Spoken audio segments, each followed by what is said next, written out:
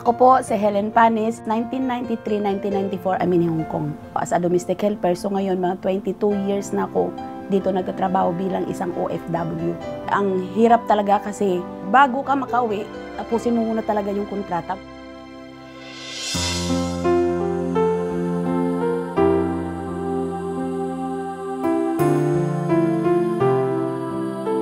Ako po si Josephine Jocar Eslava. Nag-apply ako ng papunta ng Singapore para matulungan ko yung dalawang anak ko. Sa 14 years po na nandito ako, masakit talaga at mahihirap dahil sila ay malayo sa akin.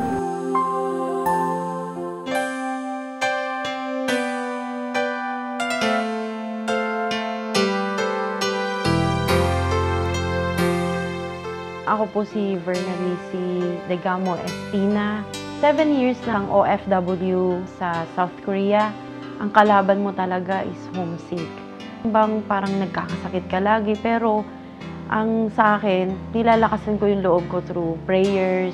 Pero yung mga susunod-sunod na mga taon, medyo hindi na maganda kasi hindi ko na nakakausap yung mga anak ko. Ang anak ko talaga ang hirap dahil tatawag ka na umaga, tanghali, magtiyaga ka talaga dahil yun lang din yung way ng communication nyo sa kanila. Bakit kailangan mong umalis? Bakit kailangan mo kong iwanan dito? Hindi ka pa kontento na kasama mo ko. Ganun yung nasasabi ko sa sarili ko. Pero nung mamalaki na ako, tumatanda na ako, doon ko lang na-realize na kailangan niya palang pumunta ng ibang bansa para nung makapag-aral ako. Minsan hindi ko matanggap na uuwi ka pa ba, kung may uuwian ka pa ba, o yung bang malayo yung nila, loob sa akin at may galit. Malungkot po kasi po yung ibang bata, may mga mami, tapos ako po wala. Pag umuwi ako, masakit dahil mas malapit sila sa mga magulang ko kaysa sa akin. Kaya tiniis ko. Tapos, kinausap ko sila ng kinausap para maintindihan nila yung trabaho ko, para mabigyan ko po sila ng magandang kinabukasan.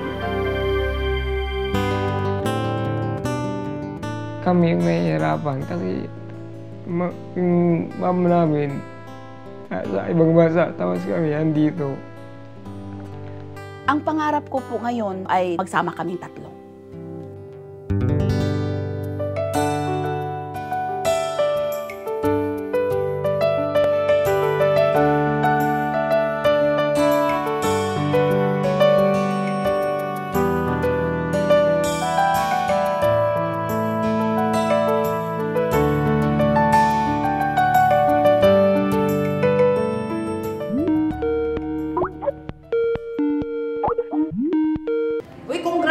Teka lang, congrats. Meron kasi kami tinatawag na Uno Magazine. Hindi ko nadala nung nagkita tayo. Pero, nag-feature kami ngayon ng mga OFW. So, sabi ko, pinsan ko OFW. Sobrang mabilis lang to. Tatanong niya lang. Basta, actually, hindi ko nga alam Basta sabi lang mag-feature. So, sandali.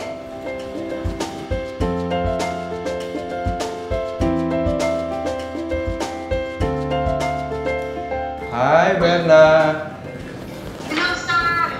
Nabalitaan ko kay Suzette na originally talagang plano mo talaga umuwi dito, no? Oo, di ba? Kaya nga lang nagkaroon tayo ng promo ng upgrade. And then, mas priority mo yung business natin para sa long-term na plano para sa pamilya mo. Tama? Oo. Pero alam mo ba, may good news ako sa iyo. Ngayon, sasagutin namin yung pagpunta mo rito para makita mo yung dalawang anak mo, si Ading at saka si Glenn. Thank you po. Thank you po, sir.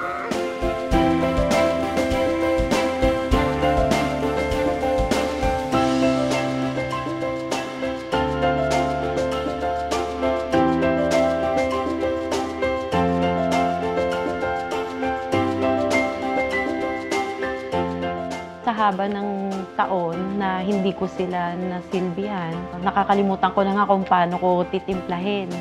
Kasi syempre sa tagal ng panahon na hindi ko sila nakakasama, hindi ko sila nalulutuan. Namimiss ko siya kapag nagluluto siya minsan ng pansit po at saka spaghetti. Kasi po yun po palagi naming hinahanda kapag birthday o kaya kahit anong occasions.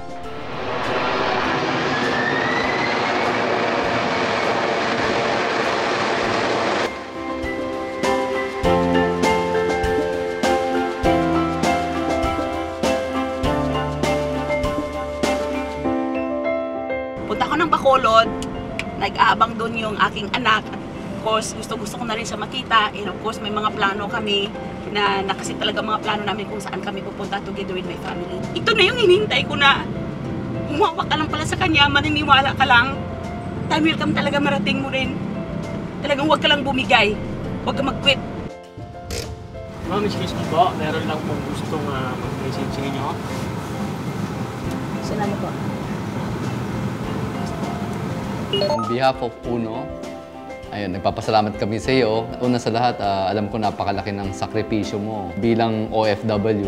Dahil hanga kami sa iyo, Helen, 10 ng aming management magbibigay ng konting sorpresa sa iyo.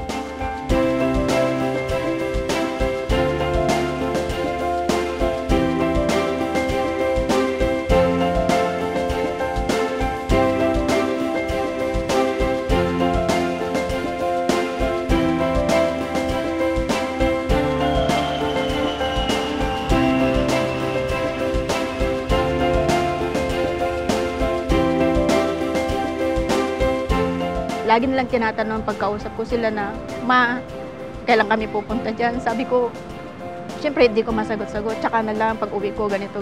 Sabi ko, wala akong may bigay sa'yo. Bilang isang Uno OFW ko kasi, meron din akong mensahe ang Uno para sa inyo. Punta niyo po yung triangle. Kamusta dyan sa Singapore? Balita namin, isa ka sa Uno member ng OFW na nagtatrabaho dyan sa abroad. Bukod sa meron ka ng trabaho, nagagawa mo pa yung Uno tuwing day off mo. Kahanga-hanga talaga yung pagpupursige mo, kaya talagang napahanga kami sa kwento mo. Bilang pasasalamat namin sa'yo, gusto namin magbigay ng munting sorpresa sa'yo.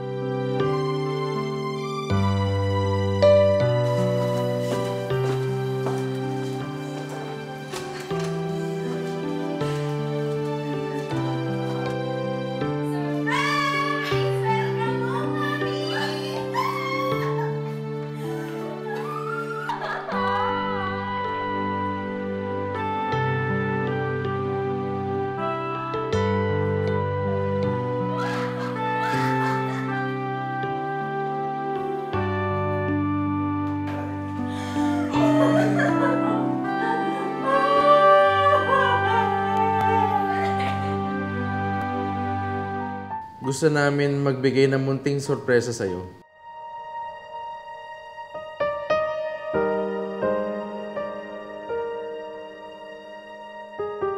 Sa Universal Studio at Marina Bisen, kasama ang mga taong minamahal ko.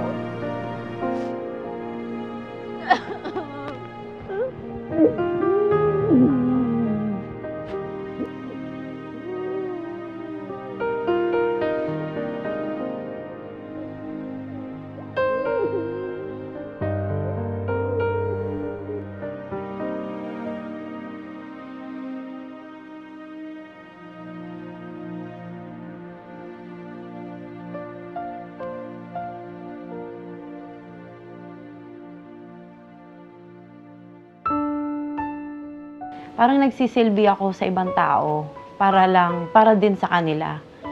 Yun. Na-excite ako kasi nakinakabahan. Kasi hindi ko alam kung magugustuhan ba nila o hindi yung surprise na yon. Sino naalala niyo sa mga pagkain na ito? Si mama po. Di ko alam yung bang panaginip lang ba o kung yun na ba talaga. Pero this is a reality na andyan na talaga sila sa tabi ko.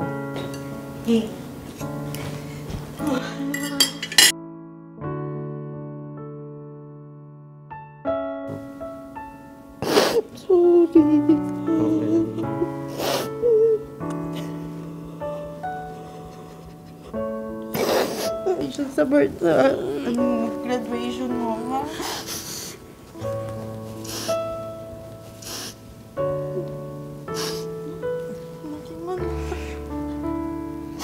Sorry na. Okay lang.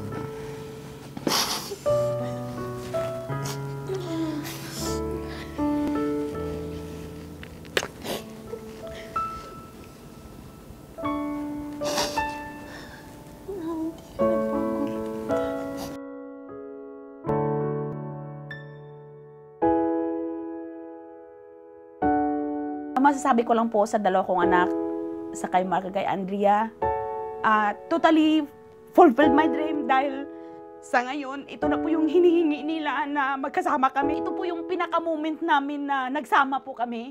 At saka yung pinaka-moment ko talaga na masasabi ko lang na we are very thankful, of course, sa Panginoon, and secondly, sa mga BOD na nag-create ng UNO talaga na sa ngayon, dahil diyan, nakasama ko po yung mga anak ko sa ngayon.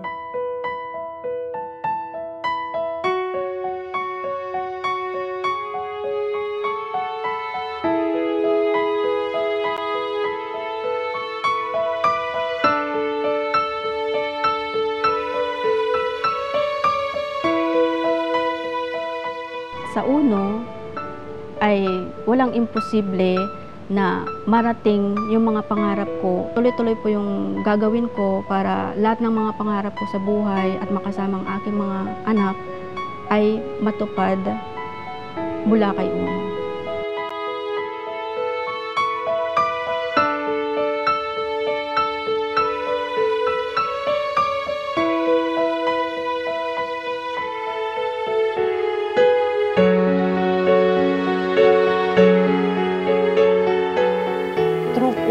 Makikita nila din sa amin na mas malaki ang tulong ni UNO kaysa yung magtrabaho kami sa malayo na mayroong time freedom, tapos kasama ang pamilya, mga anak mo na marami kang namimiss. Sana mga ka-OFW, umpisahan na natin si UNO kasi wala nang katapat kay UNO kundi ang pagbabagong buhay natin sa Pilipinas.